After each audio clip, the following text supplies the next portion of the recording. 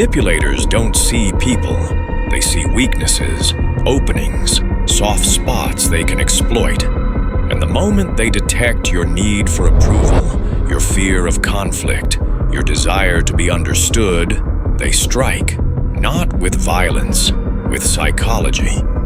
500 years ago, Niccolò Machiavelli understood something most people still don't grasp.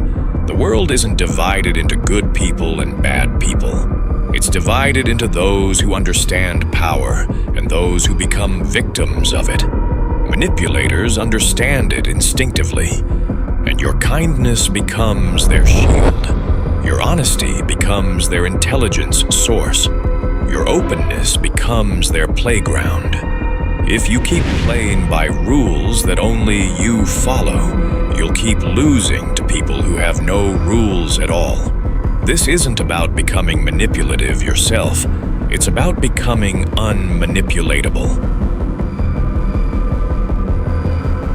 First principle: remove their oxygen. Manipulators survive on one thing: your reaction.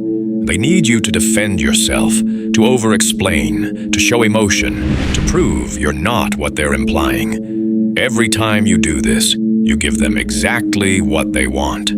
Control over your emotional state. The counter move is brutal in its simplicity. Give them nothing. When someone tries to provoke you with a subtle insult, don't defend. Don't explain. Don't even look bothered. Just let silence fill the space where they expected your reaction. Second principle: control the timeline. Manipulators thrive on urgency. They pressure you to answer immediately, decide quickly, react now. Why? Because speed kills thinking. When you're moving fast, you don't see the trap until you're already caught. Your weapon here is strategic delay, the deliberate refusal to respond on their schedule. When someone demands an immediate answer, wait. Hours, maybe days. Create psychological space where they sit in their own uncertainty while you observe their desperation. That desperation will always reveal their true intentions. Machiavelli understood that timing is everything. He didn't believe in reacting. He believed in striking when it served his strategy, not theirs. You don't owe anyone instant access to your attention, your energy, or your decisions. Delayed response isn't rudeness. It's proof that you're thinking strategically while they're reacting emotionally. Third principle: reverse the reward structure. Manipulators operate on a simple mechanism. They train you to seek their approval and fear their disapproval. Once they've established themselves as the source of validation, they can control you by giving or withdrawing it. The counter is to flip this dynamic entirely. Stop seeking their approval and make them seek yours. Become selectively responsive. When they do something you don't respect, remove your attention completely. When they try to guilt you, respond with indifference. When they praise you excessively to hook you, show no reaction. This works because manipulators are often deeply insecure people who've learned to hide that insecurity behind control tactics. The moment you stop providing the validation they're fishing for, they become destabilized. You've shifted from being their target to being someone whose approval they unconsciously seek. Fourth principle: become deliberately unreadable. Clarity makes you predictable. Predictability makes you controllable. Manipulators study people like code, looking for patterns they can exploit. They watch what triggers you, what pleases you, what scares you. Then they use that information as leverage. Your defense is strategic ambiguity. Don't give straight answers to probing questions. Don't reveal your full plans. Don't explain your reasoning when it's not necessary.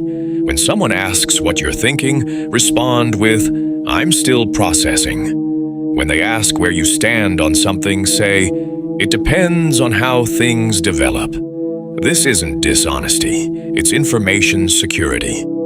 Fifth principle: master the exit posture. Nothing terrifies a manipulator more than someone who genuinely doesn't need them. Their entire strategy depends on you believing you can't walk away. They create dependence through guilt, obligation, or the illusion that leaving would be catastrophic. Your ultimate power move is demonstrating through your energy, not your words, that you're perfectly fine either way. This isn't about threatening to leave. It's about carrying yourself like someone who chooses to stay, but could choose to leave at any moment without hesitation. This projection comes from genuine emotional independence. When you truly don't need anyone's approval to feel complete, when you've built options and resources that mean you're never trapped, that freedom shows in your posture. Manipulators sense it immediately, and it breaks their primary weapon, your fear of loss. Sixth principle, strategic ignorance. Sometimes the most dangerous person in a room is the one who pretends not to see the game being played. Manipulators expect you to confront their tactics. They're prepared for resistance. What they're not prepared for is someone who appears oblivious while actually observing everything. Play dumb. Let them think their subtle tactics are working. Smile at their passive-aggressive comments. Shrug at their attempts to corner you. Meanwhile, you're documenting patterns, noting contradictions, building a complete picture of their methods. You're not ignorant. You're gathering intelligence while they waste energy on performance. And the power here is your patience. Final truth. Power doesn't defend itself. The moment you start explaining yourself to a manipulator, you've already lost. Real power doesn't need to justify. It doesn't argue. It doesn't prove. It simply exists and lets others adapt to it or not. You're no longer the person who can be baited into emotional reactions. You're no longer the one who needs to be understood. You've become psychologically sovereign, independent, unreadable. And to a manipulator, that's the most terrifying thing they can encounter.